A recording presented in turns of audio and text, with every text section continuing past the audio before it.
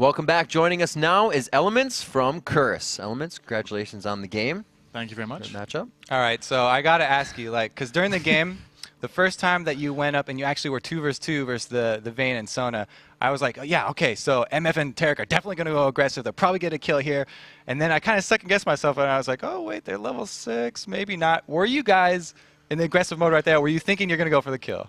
Yeah, we were definitely on the aggression there, and, aggressive side rather. And I don't know, we were worried about Hecarim coming around the back and like ganking us. It's like we could have beat them 2v2 straight up, but I mean, with Hecarim looming around, I don't think we wanted to do that. But, yeah. So we just kind of like sat there for a while. You had the upper hand, but you didn't quite want to swing the axe. Yeah, okay, that's good. So coming in, like Kobe was saying during the cast, as the professional support world sees you, as the guy who buys the flask and the Philosopher's Stone coming in. Why? Why both? Well, sometimes it depends. Like on like someone like Sona like that, like I know I can be super aggressive, and I already have heal too. So if I'm spamming that stuff on me and I have Philo, I'm like, you just can't trade with me. I can lose a trade, but it doesn't matter because I'll come back and then I'll keep trading with you. I'll keep trading you with you. Keep. And then like someone like Lulu, if they don't have a flask, they just lose automatically. Right on. So you just get the win in the lane just off of those regen items. I just basically run at them bottom. Like, okay, you want to trade? Let's see who sustains longer. Nice. So I noticed a lot that they had Nidalee like split pushing all game, but they didn't have teleport on Nidalee. Were you guys discussing that? And you're like, okay, we'll just send Voyboy to hold on to this turret, and then we've got a teleport in our pocket. So that's basically that's the same, essentially the same thing. Yeah. Like, well, he has Ignite, so he's not coming into the team fight. So if we're really aggressive when we start something, I mean, we obviously have the upper hand because they didn't take teleport. So you were like, Dragon's coming up. Let's get that objective. Yep. Every objective that came up, you were just ready. And then, just pick up oracles, take map control, and that's pretty much the game at that point. Nice. So how much homework did you guys do for GGU coming in here, and or not GGU rather, Vulcan, and did you get the picks you wanted coming into Champion Select?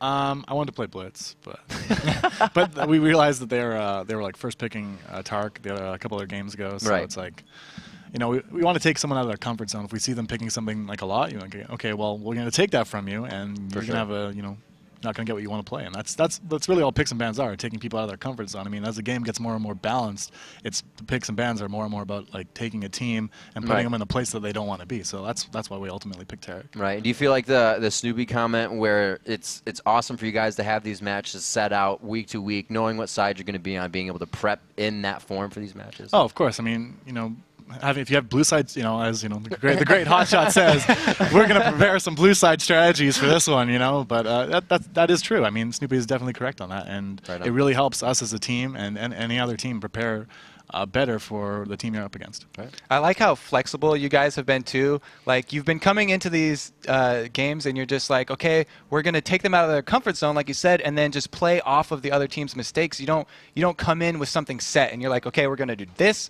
and this is how we're gonna execute it. You're very, very flexible. Like, is that the plan, or do you guys have specific strategies for any of these teams? It really depends on which team we're playing. I mean, today it was more, take them out of their comfort zone and then pick whatever OPs are available or something like that. Whatever stuff we're really comfortable with, right? So get the team comps we want. But for other teams, we've prepared strategies before, and like CLG, like they did exactly what we wanted them to pick, and our strategy versus them worked perfectly. As we in like 19-3 or something, ridiculous like that. So I mean, when we really want to prep, we'll do something like that, but otherwise, it's just like play it as it goes and see what happps, and usually it turns out in our favor. So what's the feeling for you guys right now? Is it awesome to be headhunted in the pole position, or are you guys kind of getting sweated over that now? I really don't like being first place. It's not very enjoyable at all. I'm pretty upset about it. You'd rather be last place? I want to be the underdog. I'm not used to this. So you guys are just riding on the wave right now. Yeah, we're feeling good, and everything's going Cloud9, I guess, man. So do you guys have a celebration lined up? You're going to do the same as last week or go for some sugarfish or something?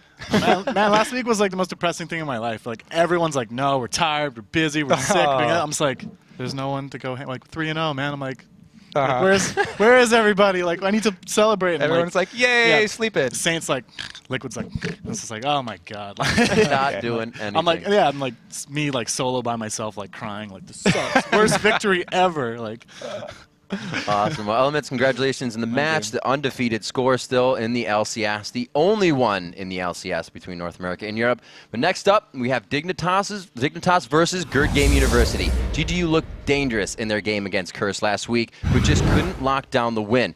To stay in the fight today, Dignitas will have to counter GGU's solid champion selections. Yeah, so they do have a lot of changes to their they lineup. do. Swip I swaps. mean, so here's the story for all the viewers. They did a semi-permanent change where they put Anjo on the bench. Anjo's actually on the bench, and they brought in Bloodwater, who almost qualified with Azure Gaming back at the LCS qualifiers. And then we also have Shifter out taking a test. So it's just going to be for this week, but it caused a lot of shifts because they brought in Fat, A lot of shifts. who there we go. They brought in Fat, who I've played with in normal games. He's a solid top laner, but he's top lane. He's not a mid lane sub, so they move Zion Spartan down to the mid lane, and so it's kind of switching up 3 positions for them. Like that's going to make them do something definitely out of the ordinary. They're going to try and pull a fast one on Dig here, I'm sure, and it might give them an advantage. Like you can't really research that or predict that because everyone's playing different roles. So we'll definitely see something sneaky coming out from GGU. Awesome. And on the other side, as a support, Patoy's coming into this with the highest KDA in the entire league, 8.8. And that really shows, that really shows, like, even with Alistar, it shows his patient style of play. Like, Alistar's a melee champion, and he has to get in there and use his CC. Patoy does a great job of waiting for the perfect opportunity. He peels for his AD carry rather than using Alistar to initiate and then pop his ult and back out. He does a lot of bodyguard style stuff because ImQtPie is so aggressive, he always needs somebody to have his back. And Patoy's just done a great job all season, and it shows in his top KDA. Well, strong now, but Dignitas had hiccups in the team play in this past week. Yesterday, they showed they're on the same page. With GGU bringing in some new blood to the bottom lane, sometimes the unknown factor can be a huge advantage. Let's take a look at that.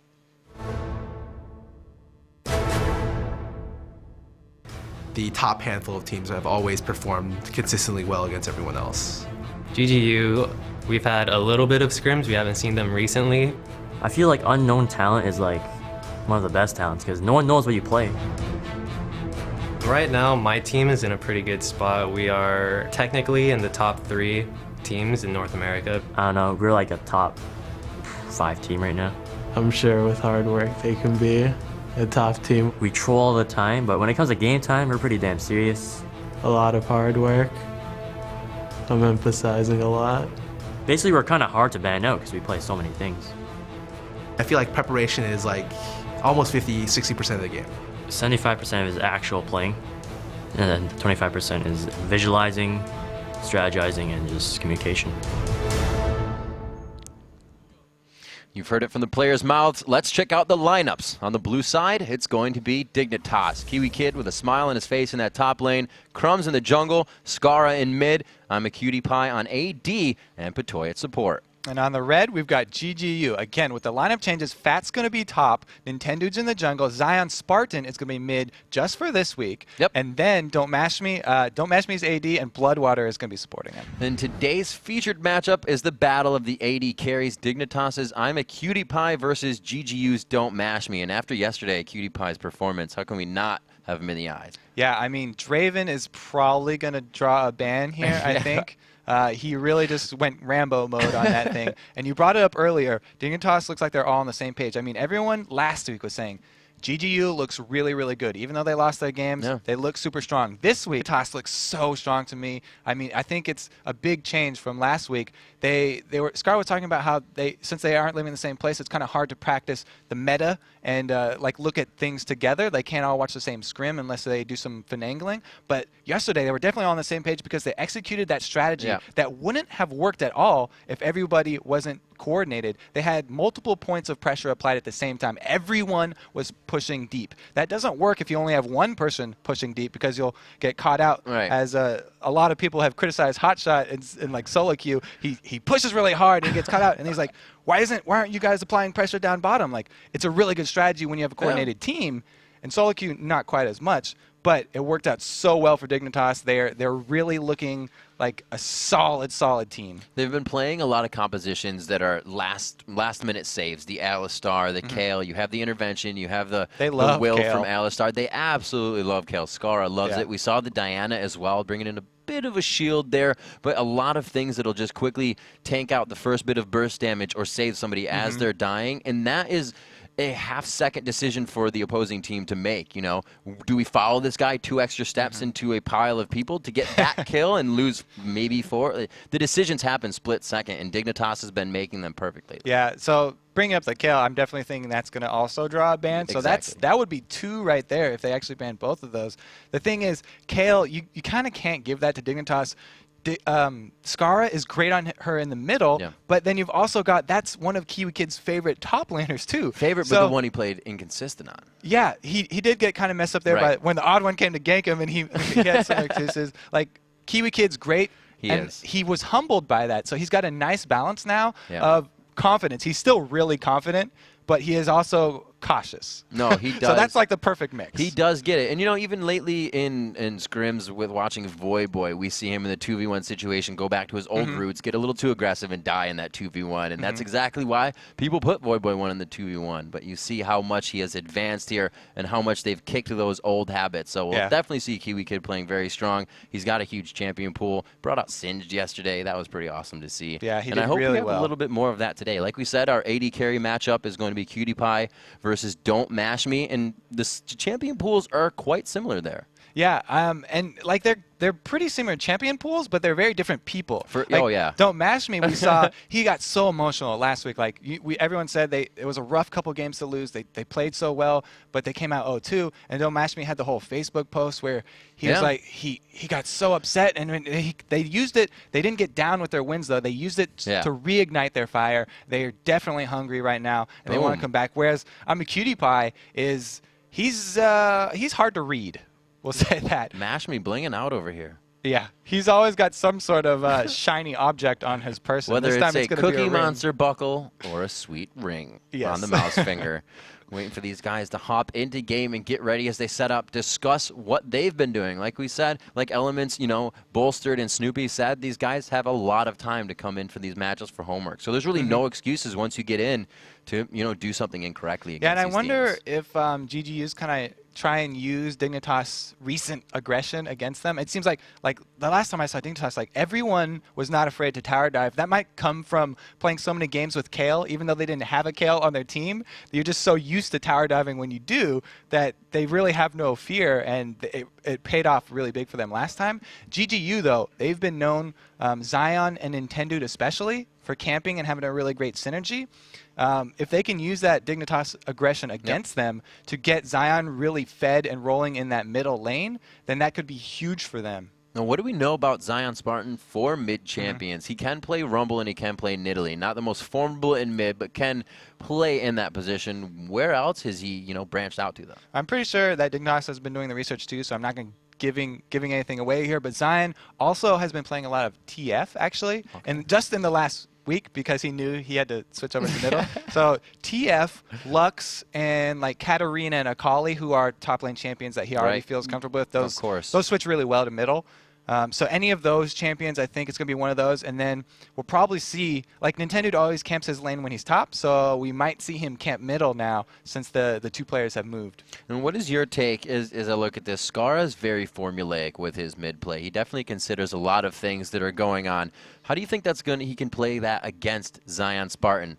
Well, Scar definitely did a really good job with Diana. I don't think Diana's going to draw a ban. So if they do something like last time where Crumbs just made an absolutely beautiful play, like taking all the information that he had on the map, baiting Oddwin in, and then getting Skara an early double kill and double buffs, if they can actually get their mid lane fed, then that will be the opposite story for them. So here we go. It's the Kale instantly banned. They actually banned the Twisted Fate. Like I said, Dignitas does their homework. They knew exactly what I knew. Like I said, no excuses. Yeah, no excuses. They're going to do their homework every single time. So that's a good job by them recognizing that one of the things that Zion in his shift to middle, he's not very comfortable there, and you want to, like Element said, take them out of what they're comfortable Take that with. comfort zone away. They take away the Nidalee, and that may even, kill a champion in Fat's pool. It's just an all-around safe top if you want to just take the lane out and be able to go into late game with a Nidalee. Yeah, and if then you will. of course the Shin's out. Like, do we even every time it's banned, are we gonna have to be like, Oh. yeah, he's so brutal right now.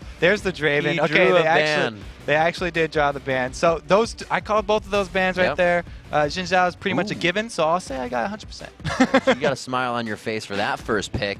Vi coming we go. into the matchup. I think this is the first time Dignitas has grabbed Vi. In the LCS. Yeah, yes. Well, yeah. I'm excited for this because we haven't really seen a Vi do exceptionally well in an LCS match yet. Right. The teams that had her so far have had some trouble, but Crumbs, he was not an early adopter of Vi, but he changed his mind, and I'm really glad. Did you have a because- talk with him? Yeah, I had a little talk with him, and he like his early complaint was that it's kind of hard to stick on people. But I was like, yeah, those boosts of swiftness, reducing the slows actually makes it so if you charge up the Vault Breaker, you can walk around almost full speed if you get boosts of swiftness. And it's a really offensive build.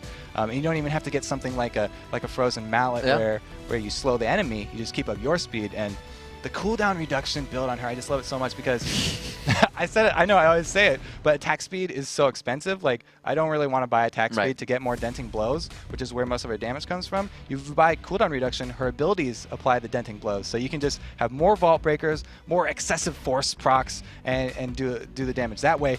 There's the Dignitas, Patoy, Alistar, his favorite champion right now, and the highest KDA we said before. I think that is going to be force Yep. to be reckoned with down bottom. It is, and it's one of the first times on the flip side we're really seeing Nunu back into the mix. We haven't seen him too much. He's got a kind of a hit on the movement speed there on Blood Boil as well as a few others. So we'll kind of see if he's still at par where he is to be. He really is to change that power curve of the AD carry and assist the game towards that late. So yeah, that kind of opens it up. They can choose, like most AD carries, it's just going to boost their power. I mean, Right. it could be a Nunu in the support role or the jungle role. I don't see Nintendo as a Nunu jungler though. No, a lot of aggression, more Nocturne, more he's- in your face. He's more of a camp a lane, get an early Yep. lead, do some early invades. Wow. Nunu's definitely good at invading. Like Caitlyn, obviously the go-to pick there with Nunu, always been very popular before he Yep. got nerfed, but even after the nerfs, it's still a great combo. And it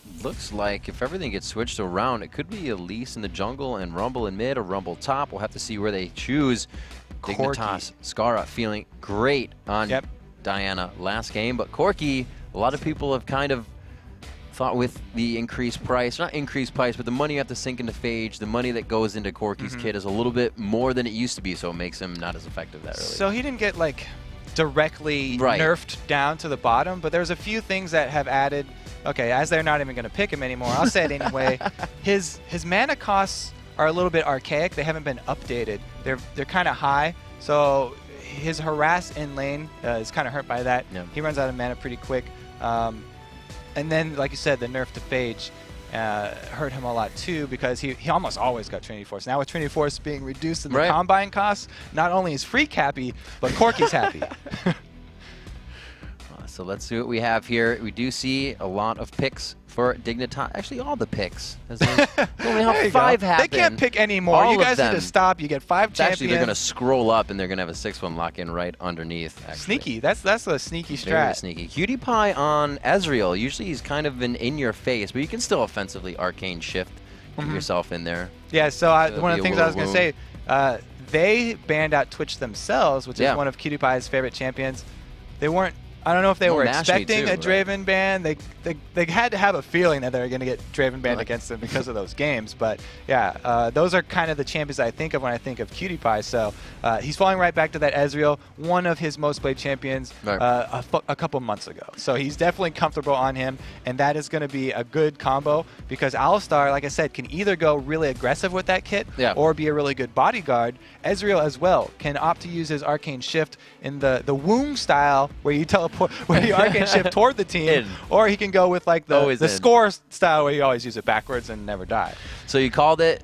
Zion Spartan's been working on that. There it Lux is, the looks like Lux, he's going okay. to put it into the game, and they actually get a pretty good poke composition out of this. Lux, amazing. It's just it's a good feeling when you can 100% to 0 and like So someone on the good. other team. So if you good. land the full combo, then that's exactly what you get with Lux. And a lot of people have been opting for the Morella Namicon instead of the Got Athenes it. on Holy Grail. Yes. Because of that cooldown reduction on it and the AP, it's a really good, effective, and efficient item. Whereas the Grievous Wounds on it, under 40%, is actually just a bonus. Like, that's just icing on the cake. Ah, I forgot to get in the thing again. Oh, well. I'll use yours. So we have Don't Mash Me on Caitlyn, Ezreal for I'm a Cutie Pie. That is our matchup of the day. These two going head to head, and it's going to kind of be a nothing game for them coming into lane. Nobody's going to really want to go aggressive. You have the Nunu Caitlyn that's looking for the late game, the Alistar and Ezreal that's kind of, if they get aggressed on, they can disengage, but I don't think they're going to be diving in for any instant fights. So we jump into Summoner's Rift, game 2 here of day 2 and week 2. There's going to be a lot of those coming in. And we Yeah. have this one between Dignitas and GGU. Ladies and gentlemen, coming into your second matchup of the day, Riven Kobe still on the microphone with you. Thanks for joining us on YouTube or on Twitch. Everybody tuning in. Hope you guys had a fantastic Valentine's Day and you're sick from chocolate, so you're just watching LCS all day like us. So definitely the champions to watch here for the beginning of the game are going to be the junglers. But both of these junglers, both the players and the champions, are known for being fairly aggressive.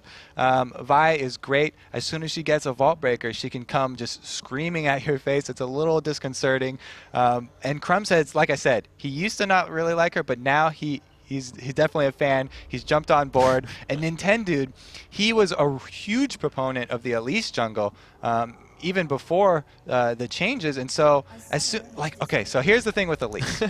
I said as soon as you hit level 3, you've got everything at your disposal, right? That's so potent coming out of the jungle because that can be right after you get your Wolves blue and red buff. So that is so early in the game. Every single lane has to be wary. I'm expecting a lot of early wards coming out here from Dignitas because Elise, when she has 6 moves at you and double buffs coming at you, like 3 minutes in, she has so many options. She can repel over to you. He's the longest gap closer out of the jungle. Yeah, exactly. Or out of anything, really. And it actually reveals anyone that's in the circle too. So even if you try and juke it, it reveals you, and he'll be able to get to you. And then he can do some harass, turn back into human form. He's so close that you can almost guarantee that cocoon stun. So you're going to want to burn your flash pretty early to dodge that, and then boom, he's already burned your summoner. He can come back, he can camp you. You really need to defend that with ward coverage because she is so potent in her ganks with the gap closer, then the stun, both the execute and the harass with her Qs in both forms. She's just so many tools. We'll have to see going up against that Vi. You love the Vi as well, so we'll have to see how they can counter that. Now we have seen that we said that Vi wasn't really working well for people, but on the flip side, that is because we've seen people play against it very well, dodging that Vault Breaker, dodging the shots, and nobody's really been able to get the actual initiation with Vi. So we'll have to see if Crumbs can bring that to fruition. Yeah, one of the things with her that I really like, once you're level 6, this is kind of something that I got from playing Amumu a lot. As soon as you have your ultimate, I like leading off with the ultimate. That's sneak. That volatile spiderling. Oh, did you see, by the way, yeah, I know you did, because the YouTube video of the volatile spiderling will also charge whoever she cues in spider form. Yes. And then you get this flying, exploding frenzied little spider. spider. That looks like the tooltip. Everyone's like, oh, okay, so her little baby spiders in spider form will jump at the person too. But so will the volatile spiderling. So that's an actually crazy burst of damage people don't expect. Yeah, that's a really neat still little it's the trick. same damage, but faster than they would expect. Yeah, the Vi thing I was talking about though, just real quick, the ultimate. If you use the ultimate first, it's got great range, and then you can follow that up with a very fast, uncharged Vault Breaker. It doesn't do as much damage, but you get the knockback, and since the assault and battery puts you behind your target, you're knocking them back into your lane companion. And so if it's someone like Skara, Diana can follow that up with some CC of her own, suck them right back in. So we do have the lane swap coming in. Kiwi Kid forced into that melee 2v1 against Caitlyn. It might hurt a little bit more than yesterday, but he did start to level himself out around that level 3 or 4. He wasn't having too much trouble farming it out. We'll have to see how this mid lane goes as well. Both pretty innately good at just wave pushing, but who's going to win that until that level 6 for Lux and Diana? Yeah, so Kiwi Kid going back to the Singed, and another 2v1 for him on Singed, but this time it's going to be a Nunu Caitlyn, notorious for shoving down very early turrets. If he's not able to defend that, with an Elise in the jungle, he's always going to have to be scared because that means they can do one of those 3 versus 1 dives. Right. And he's probably going to have to put up a defensive ward. You can see that GGU put a ward of their own, so if he does land one in that ramp area, then they'll see it and they'll know about it, and Nintendo won't have to waste his time. Right on. And then in the mid lane, Lux versus Diana. Who has that up to 6? Well, before 6, obviously, Scar's going to be in a little bit more trouble. He's just going to try and farm out. You can see he's already getting harassed down here. Lux has the advantage with her range, of course, and plus she has the snare, so that's going to be dangerous for ganks. Right. But as soon as Scar does hit 6, there's always that threat of an all-in. Diana all-ins are extremely scary. Since she was tweaked, like they over-nerfed her a little bit and then tweaked her back up, she's in a pretty good spot right now that most people are happy with. Scar definitely happy with it as he continues to go back. He is going to put some pressure on that mid lane. We see Patoy and Cutie Pie throwing it in as Nintendude starts to make the first move out of the jungle ping here. onto him, yeah. Uh-oh. We'll have to So see as they we're gonna make get, it. yeah. Going to swap that out. So there was that attempt coming in. It's quite early, and we'll have to see the effectiveness of Nintendo. You can as he see does it for that game. the instant ping as soon as they Yeah. saw the Elise. He wanted it. Like everyone that was not bottom just gave a sigh of relief. They're like, okay, she's not coming for the early gank me. I've got another 30 seconds or so. I can farm. I can play normal. For I can sure. be aggressive. We don't have to worry too much. This is great for them now that they know Elise is in the bottom side of the map. Anytime Right, they did have a ward there. Yeah. Anytime your team gets the first information on the opponent's jungler, it's a huge boon. And we talked about this before. With so many people buying more wards with the Right. starts, with the openers, the huge pot, and then lots of ward starts for everybody too, it's become more risky for those early ganks and those early invades. In 3 minutes is kind of 3 minutes, 30 seconds is kind of that time, but it really thwarts the 2v1s. When the swaps come in, they become so much more pivotal for those wards. We saw TSM buying X Special just bought pink wards all day, all day, just buying pink wards, and they put them all around the bottom. And we heard Kaok saying, you know, we do this because if we know we can't get top, we still have an opening to bottom because nobody's around that area. So these guys are really trying to utilize. And if they keep those pink wards up, then you always have that threat of a gank from your side. So Exactly. the other team has to play more defensively. It's not like if you put one pink ward once in a while, we've seen that get used against teams, because if you only put one pink ward, then they're like, oh, you must be coming down bottom. Elise going to come in here, defend this turret. I like this play. We've seen it a lot from Koreans. They don't even come in for a counter gank. They just come in to help that solo laner out and clear the wave, get a little experience, make sure the tower doesn't take too much damage so they don't actually lose the first turret. Meanwhile, you got a blood-boiled Caitlyn on top. They're going to be melting that top turret if he doesn't get any help from his jungler up top. So is that something that they have to communicate, though? Is Nintendo X saying, mash me in Bloodwater, I'm coming and I'm going to show bottom, but they're still pushing top? Is that just the confidence of their player now? In the beginning of this game, there's a lot of communication between both of the top and bottom lanes. Mid lane is probably just going to be farming out right now because it is pretty dangerous. Both of the junglers are kind of dangerous, so they just want to safely farm for a little bit. The only thing would be like if a stray Lux binding does land, that's going to be really scary. The Elise is level 3, and they need wards to constantly keep track of her. The tops are like, okay, my turret's almost going to go down. Can you guys get yours? Do you need the jungle to come? Because we're not going to be able to get this one, and we have to save this for another minute to 30 seconds. We need at least 2 more waves to get this one down, and you really need to coordinate that. Like we saw last game, they kept their turret alive with 3 more hits on it, maybe for about 5 minutes almost. Yeah, they did a really good job there. It's something that, you know, Dignitas has been coming out really strong with, just sometimes on the defensive side, but they got to be careful, because I always point to Scar in mid on this. He's the first one to go down usually with his aggression, although he's so formulaic in mid. We'll have to see. There is no first blood, so I hope I didn't put a curse on him. Yeah, I mean, it's definitely a scary lane for him because, like we said before, Elise extremely scary. She's already level 3, so she's got as many moves as she's gonna get. She's definitely a terror. And the thing about having a laner like Lux is she's so great at setting up ganks because she has a CC of her own, as well as some great range damage that she can put in. So that's it's more dangerous for Skara, and you can see that he is aware of this. Skara knows what he's doing. Oh, Fat going to take a lot of damage here. Has to burn his flash. He is going to have to be careful in that lane now. But like you were saying, these guys just, and also more information you can feed your jungler as Kiwi Kid takes damage here. We heard Crumbs the other day saying it's imperative that my team tells me cooldown, summoner spells, what's going on, everything that's happening. And it's funny because vice versa, Mad Life does that for his entire team. So both every team takes it differently. So I was going to say that Scar knows what he's doing because he had both sides of his Right. middle warded, and so he's aware that's a very scary lane, having Elise in the jungle and having Lux in middle. That Crumbs actually walks through where Scar had just had warded, so they knew that there were no wards there, and Crumbs is going to go for a 3-on-1 dive. Deep pressure in this bottom lane here. Fat takes a good amount of damage. He will go down for first blood. Patoy takes the aggro, walks out safely. Keeping that top KDA safe, he's able to tank the turrets. You can see he doesn't play scared, he plays smart. He Right. was able to take those turret hits, he's fine with it, and they get a first blood. This turret definitely in kill range as well. QtPie can take it if he wants. It looks like they're going to finish it off and switch that up. So it's definitely a good thing because they need to even it out. If you're the first one to lose your turret, then you want to get the answer back as soon as possible, so you can send your AD and your support to the other side to defend. They have to because it's a Caitlyn Nunu. Your turrets are in danger. Yeah, well, especially since like that dragon is really going to be dangerous to take right now. They don't really have the upper hand yet, so you need to get everybody up there even. Looks like Caitlyn, she does get back. Kiwi Kid not able to interrupt. We see Skara returning to middle now, throwing down on his last potion there. He's going to sustain in his lane. 40 to 38, not a real discrepancy in the minion score there. 16 to 9.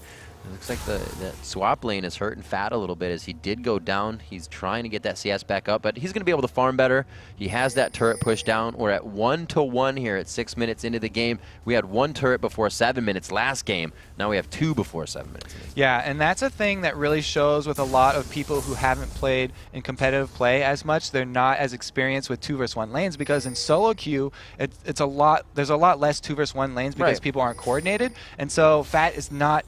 You're going to have to give him a little leeway. He's not used to playing 2 versus 1 lanes. He didn't do that defensive ward. And Crumbs had a pink ward anyway, so even if it was there, then he would have milliseconds to get out of there. But yeah, it definitely showed off, and they're going to get another free dragon, another pink ward. They're not being stingy with those. The vision that they grant are definitely a bonus to them, and they do extend the lead. Well, Global Gold was the name of the last game. And like you said, as they focus Fat in the bottom lane, that could be not an easy shutdown for them, but definitely a primary focus for them. If they hurt him, it's definitely going to be easy to take a non-fed Rumble down. Yeah, non-fed Rumble still has his ultimate, which is a great CC, and it's always going to be relevant, but he is a melee character. So late game getting in there, if he's not building a little bit of tankiness, then an underfed Rumble will be a detriment. Crumbs in and out on the blue buff. That is the trickery of Vi just hopping over some of those walls. And they start to deny the objectives as well as now, or rather deny the buffs as well as the objectives. The first dragon and second blue buff going to Dignitas, pushing the bottom lane still, but they're receiving the same medicine in the top lane. Yeah, so this is a choice that you can make. If you leave your AD and support pushing that far lane, then you do need to ward up the blue buff and the inside of the enemy jungle like they did. You can see there were 4 wards before that last one just ran out for Dignitas, and so they're safe shoving that top lane, leaving their support and AD up there because look, they see Elise right now, they see Elise coming over, and they're going to be fine. Kiwi Kid's going to try and defend this blue buff so they don't give that one up for free. Crumb's just going to go ahead and take that right now. Looks like Scar is going to try to come over and steal it away. They may try to pressure. No, they're not going to pressure engage. Elise coming over to try and snipe. She's going to be way too late though. They are coming in for a mid push here. Now they know they're going for the blue. They're trying to get numbers on this mid turret, but it's full health, and it doesn't look like they're going to be able to take it down. Vi from the left. Their efforts are in vain, and they're pushed out of mid. So Vi just got level 6. That's going to be some really open up a lot more plays for her because, like I said, you can open up with that Assault and Battery. Don't Mash Me's in trouble now. As soon as there's a level 6 Vi on the other team, he's always got to be watching out. He does have his Flash and his Cleanse, so he's going to be fine for the first team fight, but that Vi is going to be gunning for him because Caitlyn, definitely one of those ADs that once you get to her, it's pretty easy to stick on her. She does have that net, but it's one of the less responsive ones. Arcane Shift, it's no Arcane Shift, we'll say that. Yeah, exactly. It's pretty close, and but the thing we not saw quite. the other day that kind of worked against that initiation was, relevant to what happens when Maokai Twisted advance and somebody flashes in and you're pulled into an engagement you don't want to be. When we saw, I forgot who it was, but they flashed the Vi ultimate and then use a little bit more of gap to get themselves in. And it actually killed Vi in that engagement. But with this team having 4 members that are more than happy to face dive in besides Ezreal, I think that won't be a problem. Yeah, it looks like Nintendo might face check Crumbs here. Oh, he just backs off. He has a 6th sense. It's like reels back his arm ready to punch him in the face. Yeah, exactly. And he turns around instantly. Scarra still just holding off in mid. Really haven't seen any roam coming from him, and neither Zion Spartan either. These guys are just back and forth between their buffs and the Wraiths camps. 70 to 70 or 71 to 71 on the CS there. Here comes Vi. Crumbs from the outside. They go for the flash engage. Immediately 100 to 0 coming in onto Zion Spartan. But here comes the reinitiation. Scarra taking a lot. But Toy again to come in with the security guard save. But he may find himself going down here. A lot of low HP bars for Dignitas. Crumbs could fall, but Toy forced to flash. Ace in the hole takes down Crumbs, but Toy trying to save the KDA, and the Cow's on the run. Cutie Pie from the outside trying to thwart them off with a bit of Mystic Shot damage, and they buy it. Yeah, he's got a red buff, so he was a nice little slow there. This time it was the AD saving his support. Good job by him protecting Patoy's pristine KDA. Yeah, there it is. A little bit of camaraderie from the teammates, but they may lose a tower on this engagement. A very good job at just taking down Crumbs after losing Zion Spartan there, and they're right back into a fight that put them back. Yeah, he did exactly what I was talking about. Like, you flash in, you use the ultimate first, Assault and Battery, then he landed a very nice quick Vault Breaker, and they immediately bursted her down. You could see they knew she had flash. They did not care at all. Immediate burst down. Scar's got gap closer, so that's fine. The only thing was they were diving a turret, and Intendude, good job being in the right place at the right time. Happened to be there for a nice answer. Turns out 1 for 1, and they get a free turret top out of it. Kiwi Kid going with the same build he did last time, the early Tear of the Goddess, stacking that up and getting some free HP from that due to his passive. So let's see what they have going on. Kiwi Kid going back into farm and push mode. He actually is going for the golems. He's going to wait for that lane to be pushed out. I think he's going to spend a good amount of time up there. He's trying to take off that Tear of the Goddess and get it all stacked up. Scarra going for that favorite buy of the Abyssal Scepter. We'll get a quick replay of the missed kill coming in. Some pings going off here. I hope nothing happens, but yeah, here it comes. I'm a Cutie Pie, dodges out the cocoon, so that's going to be good for him. They're able to land that Lux. Look, the Lux combo we were talking about before. Yep. It's so satisfying when that does land. It looked like that binding wasn't going to hit. You could see that was the very edge of the particle. Tough break there for I'm a Cutie Pie. He's probably like, what?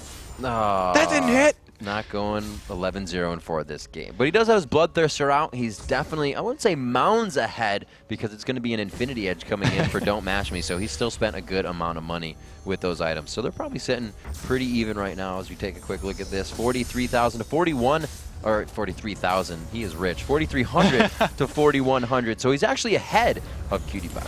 I was like, wow, he's sitting on a lot of gold. He should probably go buy everything that he wants with that. Do it. That would be a good idea. And even though we had Cutie Pie getting the first blood, he's not ahead anymore. Like, Don't Mash Me's done, got a kill of his own. He's caught back up. He's actually ahead in minions now too, so he's feeling just fine. And like you said, as soon as the Infinity Edge comes, it's a huge spike in damage because he already has the attack speed from Nunu buff that all he needs is a little bit of extra crit. Right, and that, that's our matchup of the day. Don't Mash Me is definitely showing his worth. Dignitas taking up the Dragon. It's going to be 19,000, just about 20,000 to 17,000. So that 3,000 gold lead in favor of Dignitas. The turrets are even. Kiwi Kid is actually in the fight here. He's kind of hovering on the outside. I would have expected him to see or be top lane right now. Yep, Zion Spartan, again, fishing for those 100% kills. He's going for the bindings on I'm a Cutie Pie. Whenever he sees him, if it happens to land again, he'll take it. Why not? They have that great long-range poke effect coming in. They really want to continue on it. They have, like you said, no matter what happens to them in the game, that Rumble ultimate is still super effective. So they can continue to engage off of that. Scarra grabbing up blue as Kiwi Kid continues to push top. Looks like they put a little focus here as Scarra is going to give him some support. So there's another interesting thing. Scarra last time rushed the Abyssal Scepter as well. Yeah. And it just turns out that that happens to be the perfect build again. It's not like he's set in his way and he builds the same thing every time. People are like, oh, I'm Diana. I should always build a Abyssal Scepter first because Scarra does it. No, I mean, he's going up against an AP top, an AP mid, and an AP jungle. Like, that is as AP heavy of a team as you're going to go up with. That's the perfect buy right there. Yeah, we thought Dignitas pulled out the AP strat. Yeah, exactly. Good job by Scarra. Again, like, he doesn't have to change anything up, going right back to that Abyssal Scepter. Perfect pickup. Good pressure on the mid lane. Patoy roaming with Scarra, keeping everyone safe here as Nintendo Dex tries to force them out of the jungle. They're looking to just gain a little ground here so they have some room to breathe. Dignitas is way too much in their face, and they gather in mid here. They don't have much to push, but that second tier turret, I don't think the bottom one's going to get too much focus soon. Yeah, Crumb's doing a good job shoving that, but there's 5 people coming mid for GGU. They know that they need to make something happen, and they don't want to wait until Dignitas is able to make their Aegis of the Legion because, like I said, they have so much magic damage that it's pretty easy to call out what Patoy's going to get next. The first main item he wants to build is that Aegis of the Legion and immediately upgrade it as soon as he's able to get some more magic resist for the rest of his team. That laser, you can see so much damage to Cutie Pie. Nice block there by Scarra, and they actually got a lot more damage on that turret than I thought. I thought it was just going to be kind of pushing a pushed lane where we see the stalemate between both teams, but Dignitas didn't really react as fast. So they got some good damage on that. And you can see Crumb's getting a null magic mantle of his own. That could either be Merc Treads or he could be the one to get an Aegis of the Legion. They might even go double because a lot of people get double Aegis of the Legion. That's your response to a double AP team. Or they could just be like, okay, whoever can get it first, because we need one. So as we just get about 16 minutes into this, your Game 2, Dignitas versus Good Game University. We are looking at a 2-2. Heads up on the kill score, heads up on the turrets at 2-2 as well. But Dignitas has found that bit of a gold lead through Dragons, through that first blood for I'm a Cutie Pie. We'll see if they can continue on here. I'm a Cutie Pie not having as stellar as a game as he did yesterday. It's actually spread out more across the team. Everybody's playing well. And that's kind of something Scarra and the team were joking about as well. Like, so we became complete assist masters last game. Yeah. And Scarra was like, I kind of didn't like it, but Cutie Pie was fed, so we deal with it. Yeah, they're just, everyone on the team has really been playing well. That's something that Crumbs talked about too. He was like, when we're not playing that great, it's usually like everyone on the team not playing that great. Right. It wasn't just one person. So they really have come together nicely, and that communication you can see is definitely helping them. So whoever's going to make that, oh look at that, Cutie Pie Avarice Blade. I have to say, for the viewers thinking in the patch notes, Avarice Blade was budged a little bit. It got an extra gold tick on there, but this is actually the previous patch from before yesterday. We didn't jump them right into the new patch, you guys. So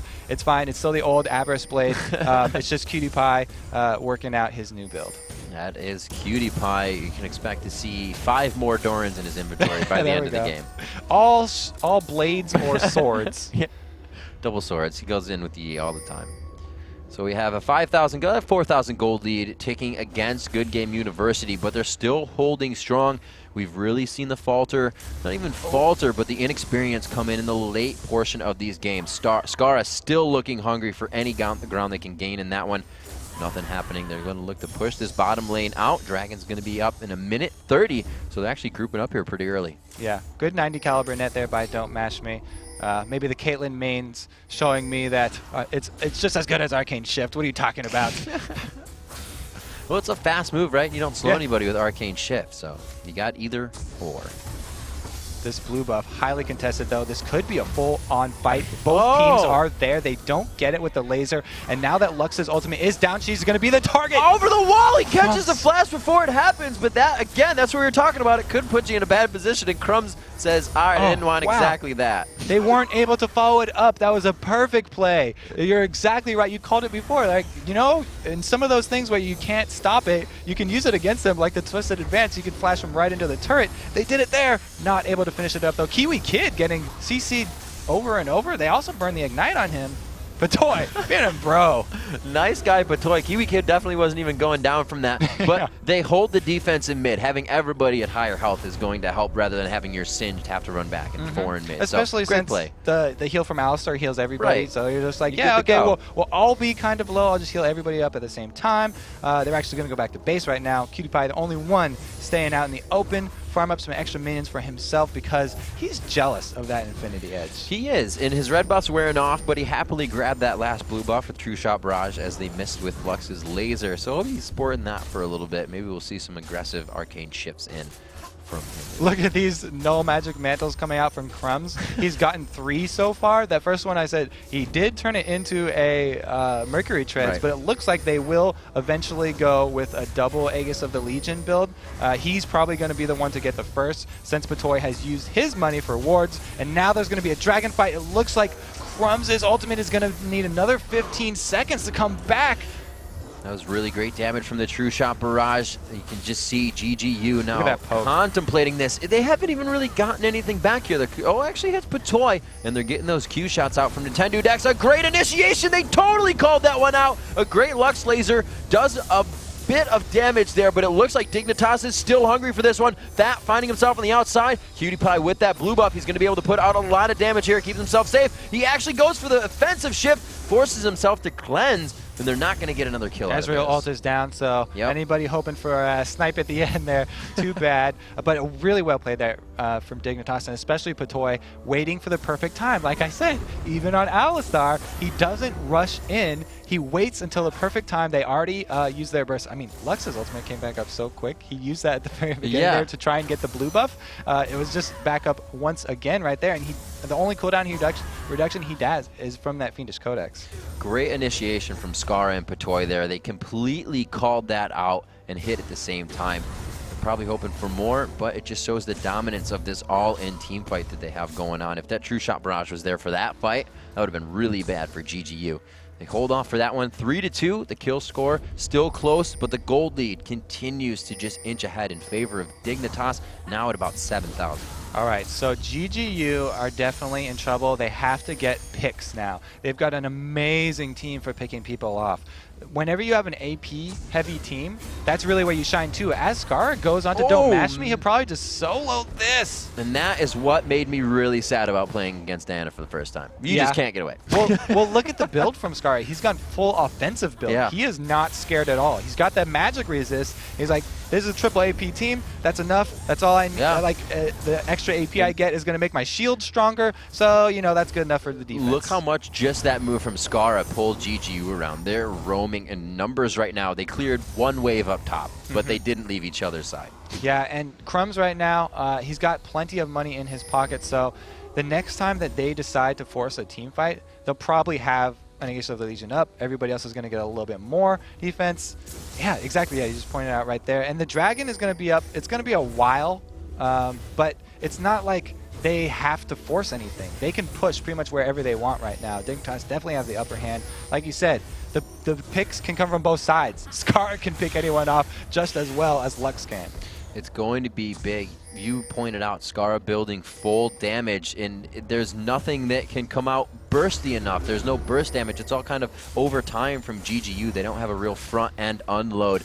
Lux has to get out a few spells to proc that light and then burst it out. You have that burst coming from Scara. You're hit in the face by Crumbs. Patoy is already popping you up. It's just Dignitas able to change the health portion of the fight so quickly. GGU is really scrambling in the middle. Uh-oh, it looks like the ultimate there from Rumble is going to catch Scar. He turns offensive. Yeah, he tries to go in. Patoy going in for the save. Looks like he will be able to get out, but they do so much damage, even losing that fight. Great job by GGU, though, trying to grab back into this. Okay, so that's the drawback of going full offensive build on Diana. You don't have a very reliable escape, so you're going to be able to get bursted down. Even if you do have that nice magic resist from Vissel Scepter, you're not going to be able to ward off 3 people. Crumbs going for the turret kill actually might pay. Nope. They get the turret, a little bit of QtPie's damage. there.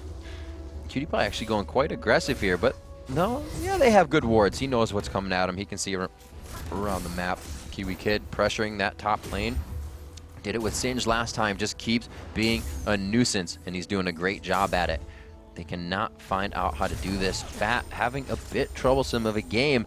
But like we said, he's going to be big in the team fights, and we haven't seen a real full one from them yet. So this is pretty much the way that Dignitas closed out their last game. We Right. say it a lot how the less experienced teams aren't always able to finish off games. This is pretty much what Dignitas liked to do last game. They kept Kiwi Kid up there on top, shoving his lane. Yep. He's securing himself. He can push. Scara was middle lane, just kept on shoving that. Like everyone just stays in their respective lanes. I'm a Pie's bottom, being very aggressive. This time he's Ezreal, so he's got plenty of escapes, and they just keep the pressure up on all sides at the same time. And the key right there is the coordination. You have to have the pressure at the same time. You can't have one of the lanes go a little ahead of the other, or else then they can collapse and you won't make them pay with another global objective.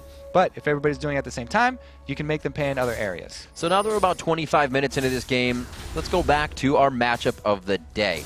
We have I'm a Cutie Pie versus Scar Don't gets Mash slowed Me. again, though. He is going to get shot up, just missing the cocoon. Takes Ace in the hole. We'll see if they continue to engage. Looking at these builds, you said Cutie Pie doing his own thing, and he really is. The Avarice into the Phage, Bloodthirster Zeal, Infinity Edge Zeal, and Scepter. Kind of what you would see from AD carry. Yeah, he's not a sheep. I'm a Cupid will do what he wants. People say Phage not as good anymore. He does not care. He wants to get that slow, and it really worked out well for him too. He also had the red buff, so that was even stacking slows there. But Kiwi Kid getting the free turret top, they're able to sort of hug this tower and wait for a little bit on it, but it's gonna go down eventually. They know that Singed isn't the best turret pusher himself. He can push lanes like no other, but he's not going to do And too they're much happy to damage to trade the turret. right now. Yeah, they're They're happy to behind. trade that turret. They want to try to get some more, but somebody's going to have to go back at some point. Losing an inhibitor turret will be a little bit too much for this This is push. getting really intense right now because they have to make a decision. You either need to go back and defend Singed right now, or you have to make that shove in the middle. They are going to go back, but now this is the problem. They have a chase from Dignitas. Crumbs is going to come in from the front side. This is a pincer from Dig. If they choose to do it, they're not even allowing GGU to back, and that is a perfect strategy. A full walk back to the base, and they stayed again. Power in numbers. They haven't left each other's side, and no focus to Kiwi Kid. They just can't. Because he's Singed, he wasn't able, he didn't stick around and auto-attack that turret, so Right. if he was somebody like Rengar or something, then that turret would be down, but he was able to get in there, farm out even more inside of the base of GGU, and Dignitas did a great job following at a distance so that no one from GGU could recall, but also so they couldn't turn it around into a 5-on-4, because Kiwi Kid on that Singed does not have teleport. He's got Ghost, so he'll have to run there, and that's going to be an extra few seconds as they look for the pick on Scara.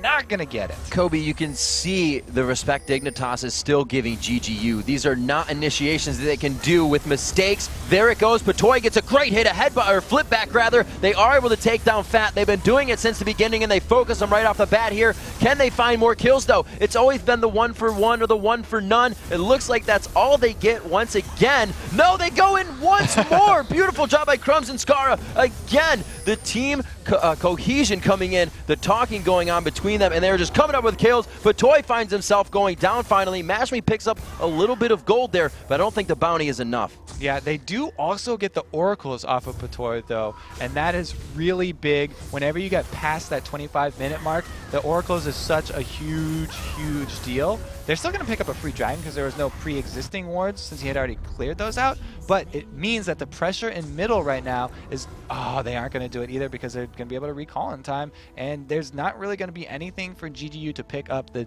over 10k gold lead, now 11 plus. And I got to give props to GGU for staving off these kited fights. They continue to go on. They may be losing one here or there, but they should be losing these fights just wholeheartedly because of the power Dignitas has. They're up 12,000 gold. That should be a complete clear in the fights. But GGU is holding out, and they're really finding ways to get around Dignitas. And Dignitas is leaving these fights with half health bars. So when we get that full team fight fruition in, like I said, Dignitas still giving that fight respect to GGU. They're looking for a perfect initiation. Okay, so I said before when Rumble was getting behind in lane that his ult is always going to be relevant, but he has to build tanky since he's melee and he can't get in there with his Flame Spitter if he doesn't. But he has actually opted to go full offense, and that's why he was taken out first in that fight.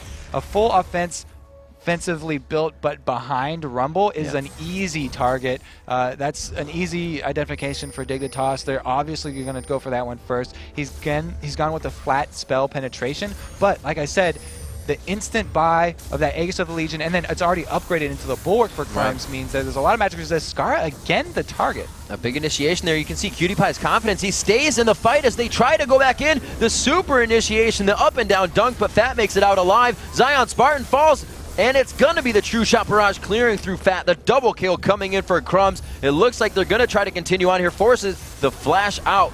2-0 as they come in. Dignitas continuing to control now, 28 minutes in. So not only is GGU pretty much an all AP team except for the Infinity Edge Caitlyn, but they also don't really have a pure tank. Nobody really built tanky. It would have been the Rumble and the Elise, but Rumble went for the magic penetration build that we just talked about, and Elise tried to get the team-oriented build of that Locket to try and shield everyone because nobody else was able to build some defense, and they're just all very squishy targets right now. So when Crumbs picks someone off, it looks like Cutie Pie going to get something for himself here. He does. No, doesn't have that much mana, but he's trying to go. A great slow keeps Bloodwater alive, but I'll take a Mystic Shot for a flash any day, says Cutie Pie. And it looks like he may go back for a red that he heard his Mystic Shot hit. Yep. Able to renew the duration on that red buff, always nice.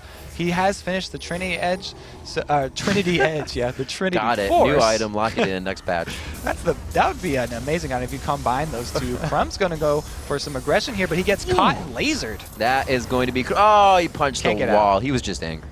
Yeah. Oh, I'm caught. Smashes the wall. He's going to break some trees down with that. So we have to take stock, compare these top lanes. There was a swap in the lanes. Kiwi Kid coming out with 238 minions. Fat has 95. Yeah, I don't know. We already said it before. Like, he was buying in lane. I was like, you better build tanky or something, but he didn't. So he built offensive. He paid for it. That's pretty much the story there. Right. And then the Caitlyn has been ahead in CS pretty much the whole time. So that's really just Caitlyn there, though. So she's almost always ahead. They have no person to soak up damage here for GGU, so it's going to have to be that catch. If they're going to have any saving grace, it has to be one of those 100% moves, and you've seen them. They've been going for it over and over again on Skara, on Cutie Pie. They're trying to catch out one of those two high-priority targets. It hasn't been working for them. Skara's been doing a great job with his positioning, Cutie Pie as well, and Crumbs can just pretty much pick anyone, whoever he wants. Assault and Battery will go off, and they've got a target right there. That's all you really need for initiation. Then we've got Kiwi Kid. He's Singed. He's going to be extremely hard to kill. He's got plenty of built-in magic resist, plus the Bulwark has been completed, and he's got a Locket of his own, so he can shield up everybody. Pretty much, Dignitas has all the tankiness that GGU does not. Bloodwater picking up an Oracle, so it looks like GGU is confident enough to start progressing out of their base. They want full vision of Dignitas before they do that. There's no reason for them to do it right now with that Baron ticking away. That's got about 1 minute and 45 seconds left for Dignitas. They're not using it to its full potential, but they're getting it in that position for a final push before it wears off. Let's see how much damage they can do. Well, they're doing their patented push every single lane that they did last time. They're like, all right, we're all strong. We're all go to our lanes. We'll all win all of these lanes. We're going to force them to spread out. And this is exactly what they did yesterday. They pushed every single lane at the same time. And since Skara has finished his Zanya's Hourglass, even if they catch out Skara now, he's going to be able to Zanya's, and they won't be able to get that kill. Nice repel. Oh my goodness. Cutie Pie almost getting a solo kill there. Taking that much poke, though, you're not going to be able to win fights, especially in the base. You We see that kill coming in onto Fat, and it looks like they just continue to push these lanes. They are in full control right now. Cutie Pie staying in aggression. They're even taking the turret shots. They feel like they can fight this with 50% out. Yeah, Crumbs actually used both of his moves just to get in there. The laser comes out, does not snipe Cutie Pie, though. He had just enough life. With that Bulwark right next to him, thank goodness Crumbs bought some defense for him, for Cutie Pie. Auras for the win on that one. Looks like we could have no initiation here. Nintendo just wanted some creeps. He actually gets slowed down by Kiwi Kid quite quick Kiwi there. Kid could go touch that inhibitor. Touch it! Just wants to get, go pat your finger out, you got it. He's got a little bit of health left. That's where a lot of pressure is. They're drawing Nunu now up there. Bloodwater's going to try to put on the harass to stop them. On the other side of the map, Crumbs and Cutie Pie just going at the inhibitors and the turrets. Skara coming up big on that one as they just try to back them off now. GGU is in every which way. They're being pulled every which way right now. Yeah, I feel bad for Fat because he's subbing for GGU right now, and they wanted to pull something off, but he wasn't that used to the 2-versus-1 lanes. Like I said before, coming from solo queue and normal games and stuff, it's not that common of an occurrence, and he didn't ward up for the defensive. Crumbs got that early kill, kind of snowballed from there. Then he didn't build defensive, so he's kind of been the punching bag here, and it's always hard when you're the sub and you feel kind of bad because they've been beating up on you. But it's a good job by Dignitas to identify that weak link and just continue to hit it. It looks like they're going to take it. Slow and steady wins the race for Dignitas here. Low mana bars and health bars means clear out the jungle, get the rest of what we can, finish any last core items. We do see Twin Shadows coming out for Kiwi Kid just to put more catch on the team. He's even got a Rylai's for himself, and that's already going to keep you within range. Yeah, I mean, just looking at the CS numbers, it's painful to look at that, because they're like, oh, it's extra 100, extra 200 over there almost. It's really, even for the junglers, Crumb's doing a lot of work this game. Yeah.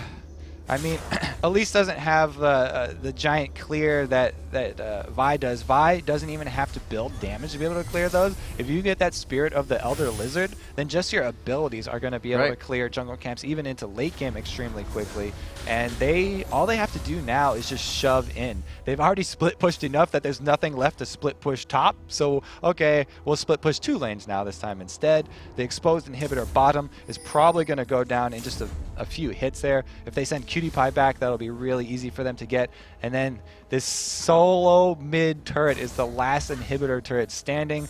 Once that goes down, their base is going to be wide open. Well, they've put down all the cupcakes and all the fixins. This could be the last one they're going to protect here. They do hold off Crumbs and Scara for now, but they really are just looking for the CS and waiting for Cutie Pie to get into position. He's clearing out the blue buff. He's going to come in, and Dignitas may have one final say at the base of GGU for game 2. 58,000 to 40,000 is the score. Dignitas with quite a demanding lead in the gold section. They're going to look to take down this inhibitor. Going around the horn, Kobe, like you said, that lone turret in mid is the last one standing besides its brother Nexus turrets. And Dignitas just looks very confident with a slow and steady push, like I said. Yep, they're not rushing anything. Even though they're so far ahead, they're very composed. They're not going to rush it. Now they're going to go in for some kills, clean these up, make me raise our KDA. Oh, they missed it. There we go. Scar diving in. He throws down the Zhonya's perfectly. And you can see GGU knows the engagement is not there for them, not even the re-engage. It's the poke comp that needs to come in for them here, but it may be too little too late. They're only tickling away the health bars of Dignitas. The turrets start to take damage on the Nexus. It looks like Dignitas may be coming up for another W in the win column as they go for the second turret there. It's going to be Fat being controlled on. He gets put up and down by Assault and Battery. There's just too much focus onto the champions. Now onto the Nexus. It looks like Dignitas able to take out GGU in the second game of the day. Yep, congrats to Dignitas. Again, GGU, I have to say I just kind of feel bad for them because they looked so strong last week, and then this week coming in they have to deal with so many changes. An actual sub coming in, then we have Bloodwater's down bottom, and Zion's going to mid. Now we don't have Shifter. Now we have to deal with a new top lane. So a lot of things mixed up there. But they tried some stuff. They pulled out the Elise jungle. We haven't seen that yet. Yeah. So they tried some things, and they learned a little bit at least. They look good. And Dignitas went for the stranglehold on the inexperience of the team. It's not inexperience to Fat. It's just being with the team. They hadn't played together. That was one of Kiwi Kid's biggest fears coming into Season 3 is these 4 guys have the camaraderie. They know each other. They've had experiences. I just want to meld with them. And you don't get that chance in 1 week. Fat definitely was put in a very hard position. He kept on saying, like, yeah, I'm super confident. I'll definitely be able to switch up to top. That's fine, even though he hadn't played it that much before. He was like, the only thing I'm worried about is melding with the team, like he said. I mean, he's a sub, Fat's coming in, so obviously they're not going to have a lot of time to play together, not going to be able to have a cohesive team strategy right there. So exactly. All right, guys, we talked to a support player last game, and we're going to do it again. Patoy from Dignitas when we come back. Stick around.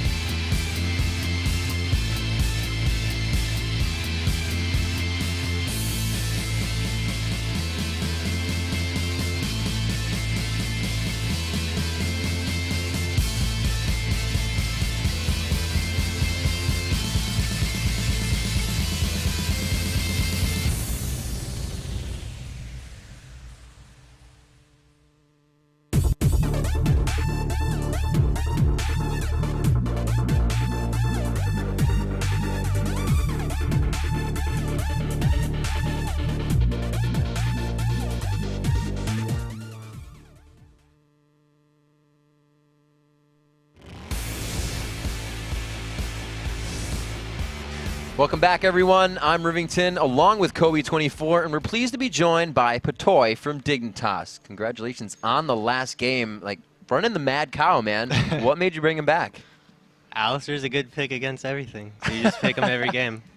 Yeah, nobody's really been taking that against you guys. They either ban it or they leave it up for you. And that's like one of your favorite supports right now. It's the best champion in the Yeah. game. The only thing I do have to say, though, is, bro, you died. So I guess we can't talk about your amazing KDA anymore. Maybe that's a good thing. I had to die, man. I had to save Skara. I'd Yeah. rather be a good support. So That's good props, though, right? It's That's- not like you didn't see you like hedging your bets. You're like, I That could is- die here and lose KDA, or I could save Skara. Yeah, What do I wanna do? that's Chose to be a good that's the guy. correct answer. It's a good job by you. And I noticed that even though you were screaming a couple times, we could see on the player cam, you're like, "Don't let me die!" Like we could read your lips. You still went in, so Yeah. you would still go for those kills, and you had some good combos with the WQs. On Alistar, you can't be scared. you so, can't be a little yeah, baby. there You got to go in, KDA or not. Yeah. So coming up here, you kind of got to look at the scoreboard of what happened last game, and you said, "Wow, we were kind of up that much gold because you guys didn't realize." What made you take it so slow towards the mid to late game? You guys pretty much had it. What made you kind of take it slow? There were a few times when we wasted our summoners and cooldowns, and because we wasted them, we didn't want to risk Barons or Dragons or Blues or anything, so we just slow rolled it, decided to split push, just go a little bit slower and just strangle them from there. Did you guys make an active decision to target that Rumble after you got him behind early? Because I really felt bad for him, and I was like, oh, they keep on picking on the sub here. That's not very nice. He just put himself in a Yep. position where I didn't even have to flash on him. He was just in the front, just pretending to be a tank, and we just capitalized and punished him for it. Yeah, he didn't build any health either. He was all penetration and stuff. and I Yeah, was he like, had it coming. So. ouch. I feel bad for him. Yeah, but I mean, towards the end of the game, we've seen this 2 times from you, like the last time also. You guys, instead of just shoving one lane altogether, you'll shove all 3 at once. Is that your new move for ending games now, or is that just because you're like, my lane's so strong, I'm staying in my lane, and Kidwai's like, my lane's strong too, I'm staying in my lane. Well, we only started doing that because we have problems ending games. Uh-huh. So this is our fix for now until we learn a little Yeah, I bit better noticed. to end games. But for now, we're sticking to this. And then Push after, each of the lanes that can win. yeah, and then after this week, we'll have new stress to actually finish a game other Uh-huh. than just killing people a bunch of times. Yeah, so you're like, we're great when we're laning phase, but as soon as we switch it up, we can't end it. We'll just do laning phase all game long until it's over. Yeah, pretty much. That's a good answer. Good answer. I like that because a lot of the younger teams have the same problem. So maybe we'll see them borrowing your guys' strategy. So I hope they don't use it against us because we already know how to beat it. So Okay. So 2 games in a row now, you guys have allowed Kiwi Kid the Singe pick, and it's worked out really well for you. Is that just kind of a team can kind of take a breath and relax and not worry about him in the lane for a game kind of pick? yeah, it's also how everyone on our team goes. We don't go through a phase where we have like 20 champions that we can pick from. We just say, I like this champion a lot more. So like we just pick it 80% of every game. Wake and up then like we, in Singed, play Singed. yeah, and right now it's Singe for him, and right now it's me on Alley. Right on. Everyone That's has their awesome. champs. That's so. a great way to decide it. It's kind of Yeah. flavor of the day. Yeah. We've seen it's a kind of similar thing from Curse too, and also TSM, I guess. You're always like, yeah, they always pick the same. Yeah. It's kind of obvious, but like, yeah, a lot of the teams are doing that now. And so, does that bring up an extra thing where when you're researching one of the other teams that you may be scared of, you're like, okay, it makes the ban super important. Like, do you guys have bans lined up for every team now that everyone's playing their comfort champion? Are you going to do targeted bans mostly, or are they going to be banning out strategies? Right now we focus on specific champions. Mm-hmm. Like we don't do any of the normal bans. Like say right now, like Tarek's a big ban. We don't Uh-huh. usually focus on that. It's whatever is in their comfort zone. We try to get out to get them to play a little bit differently, so we can get more opportunities to punish them. That is the exact same answer that Elements gave when we just interviewed him after Curse's game. So I guess the great supports think alike. Maybe a little. There you go. So coming up to your late game, you guys said it's something you're working on, and it's something that is going to obviously help you guys win your games. With that being a late game aspect, how do you practice that? How do you get yourself in a game where you know the team's going to bring you into that late game phase so that portion can be practiced? Or do you have a different way? Well, if they're going to try to play late game against us, we try to punish them and try to end the game as early as possible right. because typically the champions we like are all early game, mid game champions, so we end it as soon as possible and try to not even touch the late game. So we almost kind of work against training for late game. Yeah. But it works, though. It So works. You can't stop doing that. It works. All right, fair enough. Congratulations in the game again. Good luck in the rest of the LCS. Guys, it's time to hear from you. Early in the show, we asked which champion is most underrated and why. And here's what they had to say, Kobe. It's going to be which champion is underrated and why. Indeed. Thanks for those responses. Keep sending us tweets at LOL Esports. It's going to be hashtags. Poppy is our first one, There we go. actually. So you give her a lot of AP, and her Q melts other champions. You find that underrated? I like that. I like that pick. I too think that she is underrated because she's a great anti-carry. She can get to that any champion that she wants. Like we talk about Vi getting anywhere. Poppy can pop her ultimate. She literally doesn't take any damage from anyone else. That's true. That's true. Pretty OP.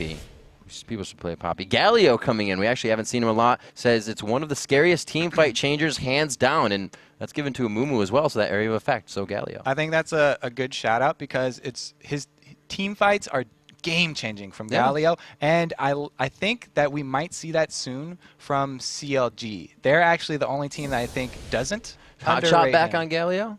The only team I think Did that used to doesn't play underrate it. him. And we have Fiora, actually. So it's about the free AD.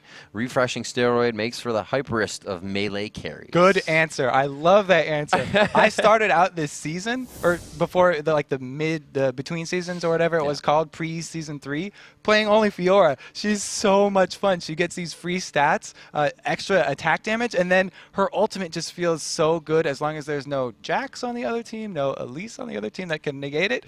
If you get a Hydra, you can kill everyone that's around there. It splashes all over. You get some armor penetration. It's just so fun to get in there. Just do glass cannon Fiora. I love that choice. Good job. It is great. And that's definitely a different way to look at a game. If you're looking to up your level of play, look at stats in the form of gold. Yeah. And it really puts stuff into perspective. So thanks for your responses, everyone. Keep sending us those tweets at LOL Esports with the hashtag LCS. But remember, the European LCS returns on Saturday, kicking off the day with the debut of Dragonborns, who will be facing off against Evil Geniuses. It all begins at 9 a.m. Pacific, 6 p.m. Central European Time. Guys, we're not done here yet. Up next, it's time for TSM versus Marn. We'll be right back. Dun-dun.